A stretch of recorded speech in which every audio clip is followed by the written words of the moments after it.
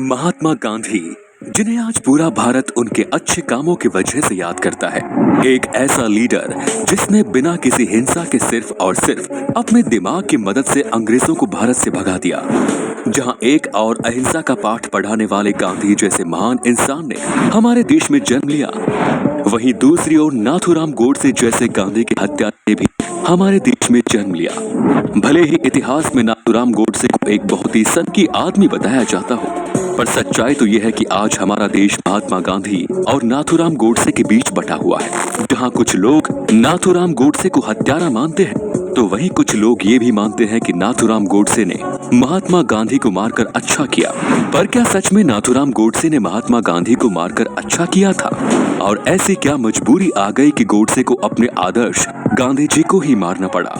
यही सब समझने की कोशिश करेंगे हम आज के इस वीडियो में, तो बने रहिए हमारे साथ इस वीडियो के अंत तक। 30 जनवरी 1948 शाम के करीब 5 बजे महात्मा गांधी जब संध्या पूजन के बाद बाहर आ रहे थे, तभी भीड़ से होते हुए नाथूराम गोडसे गांधी जी के पास पहुंचा और उसने गांधी जी को नमन किया और उनका रास्ता रोक लिया। ये सब देखकर गांधी जी की बेटी मनु ने गोडसे को साइड हटने के लिए कहा, पर फिर भी नाथूराम गोडसे यहाँ से नहीं हटा और उसने गांधी जी को धक्का दे दिया। जिसके बाद कोई कुछ समझ पाता उससे पहले ही नाथूराम गोडसे ने अपने पास छुपा रखी एक पिस्टल को निकाला और गांधी जी के सीने पर लगातार 3 गोलियां दाग दी, जिससे गांधी जी लहूलुहान हो गए। पर गांधी जी को गोली मारने के बाद भी नाथूराम गोडसे वहां से नहीं भागा और वो वहीं पर निडर होकर खड़ा रहा। गांधी जी को इस तरह से लहूलुहान देखकर उनके समर्थक बुरी तरह से भड़क चुके थे और उन्होंने तुरंत ही नाथूराम गोडसे को पकड़ लिया और उसे पीटना शुरू कर दिया। एक और गांधी जी लहूलुहान पड़े थे, वहीं दूसरी ओर उनके समर्थक उनके ही विचारों की हत्या कर रहे थे और अहिंसा के रास्ते पर उतर चुके थे। काफी देर तक भीड़ नाथूराम गोडसे को पीटती रही, जिसके बाद पुलिस ने बड़ी मुश्किल से नाथूराम गोडसे को भीड़ से छुड़ाया और गिरफ्तार कर लिया। जिसके बाद ये खबर मीडिया और अखबारों में तेजी से फैल गई कि गोडसे ने गांधी जी की हत्या कर दी। पर दोस्तों, हम आपको बता दें कि गोडसे का ये गांधी जी को मारने का पहला प्रयास नहीं था, बल्कि इससे 10 दिन पहले यानी कि 20 जनवरी 1947 को भी गोडसे ने गांधी जी को मारने का प्रयास किया।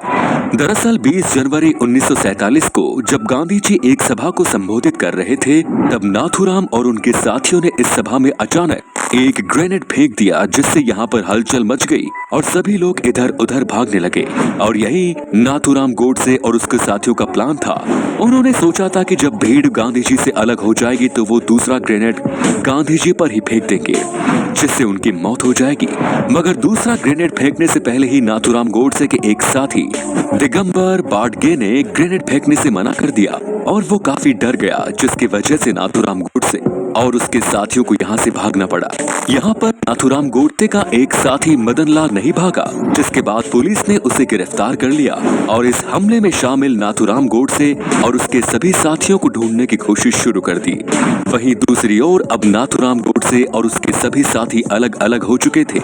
मशहूर लेखक अशोक कुमार पांडे अपनी किताब उसने गांधी को क्यों मारा में बताते हैं कि इसके बाद नाथूराम गोडसे ने अपने एक साथी के साथ दिल्ली से कानपुर के लिए ट्रेन पकड़ ली थी।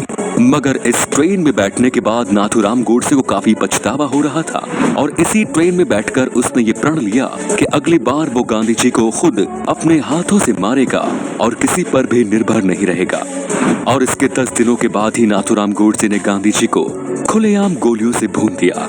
पर आपको जानकर हैरानी होगी कि गोडसे खुद कभी गांधी जी का बहुत बड़ा प्रशंसक था और वो गांधी जी को अपना आदर्श मानता था। जब गांधी जी नॉन कॉर्पोरेशन आंदोलन चला रहे थे तो नाथूराम गोडसे अपने स्कूल में था और वो गांधी जी से बहुत ज्यादा प्रभावित था। पर तभी इस आंदोलन के दौरान ही कुछ लोगों ने हिंसा करनी शुरू कर दी, जिसकी वजह से गांधी जी बहुत ही ज्यादा दुखी हुए और उन्होंने इस पूरे के पूरे आंदोलन को ही बंद कर दिया। और जैसे ही गांधी जी ने इस आंदोलन को बंद किया, तब से ही नाथूराम गोडसे के मन में गांधी जी के लिए नफरत उभरना शुरू हो गई। जब गोडसे को गिरफ्तार किया गया तो कोर्ट में पेश होते ही उससे पूछा गया कि आखिर उसने महात्मा गांधी को क्यों मारा, तो इसके जवाब में उसने कहा था कि गांधी जी को मारने की उसके पास कई वजह थी। गोडसे के अनुसार गांधी जी ने हमेशा ही देश के हिंदुओं के साथ नाइंसाफी की थी और वो हमेशा ही मुस्लिमों के हितों में ही फैसले लेते थे। यहाँ तक कि नाथूराम गोडसे गांधी जी को भारत के बंटवारे का कारण भी मानता था। उसके अनुसार गांधी जी की वजह से ही भारत के दो टुकड़े हुए।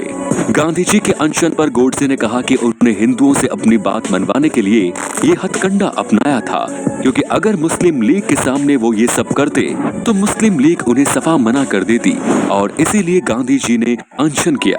यहाँ तक कि गोडसे के अनुसार गांधी जी एक तानाशाह थे जो अपनी मर्जी के हिसाब से भारत को चला रहे थे। वो अपनी मर्जी से किसी भी आंदोलन को बंद और शुरू कर देते थे। आगे गोडसे ने कहा कि मुझे गांधी जी को मारने का कोई भी पछतावा नहीं है और मैं अभी भी यही मानता हूँ कि मैंने गांधी जी को मारकर सही किया, क्योंकि वो इसी लायक थे। उन्होंने हमेशा ही भारत के हित में फैसले नहीं लिए बल्कि पाकिस्तान को ज्यादा अहमियत दी।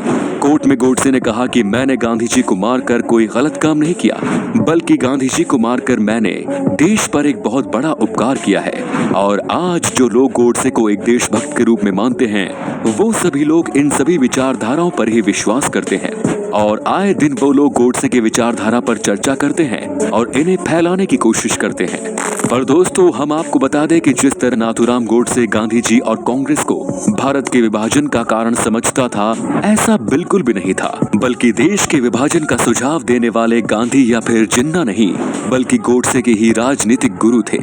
गांधी जी तो आखिर तक विभाजन के खिलाफ थे और उन्होंने बहुत प्रयास किया था कि इस विभाजन को रोकने का।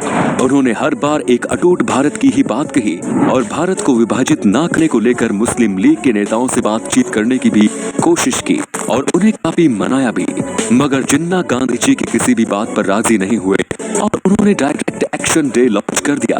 उसके बाद देश भर में दंगे हुए, जिसकी वजह से गांधी जी को जिन्ना की बात माननी ही पड़ी और भारत के दो टुकड़े पड़े। मगर विभाजन के बाद भी गांधी जी भारत में हिंदू और मुसलमानों को एक साथ मिलकर रहने की बात करते रहे और गांधी जी की बदौलत ही उस समय विभाजन के बाद भी बहुत से मुस्लिम पाकिस्तान में नहीं गए और भारत में ही रहे, जिसके बाद उन्होंने भारत में रहकर ही हमारे देश को आगे बढ़ने में सहायता की। रही बात गांधी जी के नॉन कॉरपोरेशन आंदोलन को बंद करने की, तो ये गांधी जी का एक सही फैसला था, क्योंकि इस आंदोलन को इसीलिए शुरू किया गया था ताकि लोग अहिंसा के साथ अंग्रेजों के सामने अपनी मांग को रख सके।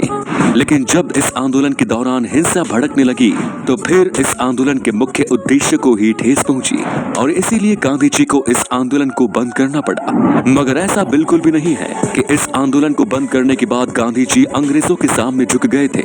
इसके बाद भी गांधी जी ने बहुत से ऐसे आंदोलन किए जिसमें वो अंग्रेजों के सख्त खिलाफ थे। जो लोग गांधी को हिंदू विरोधी बताते हैं वो इस बात से अनजान है कि उस समय गांधी जी सभी धर्मों को भारत में एक समान हक दिलाने पर काम कर रहे थे और वो पिछड़े वर्ग के लोगों को समान अधिकार दिलाना चाहते थे। गांधी जी चाहते थे कि भारत में सभी धर्मों के लोग मिलजुल कर रहें और पिछड़े वर्ग के लोग भी समाज में सर उठाकर जी सके। हालांकि नाथूराम गोडसे भी पिछड़े वर्ग के लोगों को समान अधिकार दिलाना चाहते थे, मगर फर्क सिर्फ इतना था कि गांधी जी सभी धर्मों के लोगों को समान अधिकार दिलाना चाहते थे, जबकि नाथूराम गोडसे सिर्फ और सिर्फ हिंदू धर्म को ही आगे बढ़ाना चाहते थे और वो बाकी धर्म के सख्त खिलाफ थे। पर गांधी जी सभी धर्मों को लेकर एक थे और इसी वजह से कुछ लोग हिंदू विरोधी भी कहते थे और उनके जीवन पर भी सवाल उठाते हैं।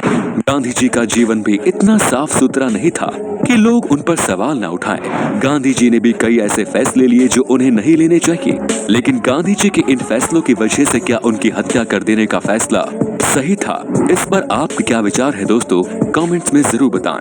खैर, गांधी जी की हत्या करने के बाद नाथूराम गोडसे को भी फांसी की सजा सुनाई गई, जिसे गांधी परिवार के कुछ लोगों ने वापस करने की अपील भी की, लेकिन कोर्ट ने उनकी अपील को बर्खास्त कर दिया और नाथूराम गोडसे को फांसी की सजा दे दी गई। इस केस में मुख्य जज J.D. गोसला के अनुसार गांधी जी को मारने के बाद नाथूराम गोडसे को अपने अंतिम दिनों में इस बात का पछतावा भी हो गया था कि उसने गांधी जी को मारकर सही नहीं किया। नाथूराम गोडसे को फांसी पर चढ़ाने के बाद RSS पर भी बैन लगा दिया गया। हालांकि RSS ने कहा कि नाथूराम गोडसे ने सन 1930 में ही RSS की सदस्यता छोड़ दी, पर नाथूराम गोडसे के भाई ने RSS पर आरोप लगाते हुए कहा कि नाथूराम गोडसे के अंतिम दिनों में RSS ने उन्हें अकेला छोड़ दिया।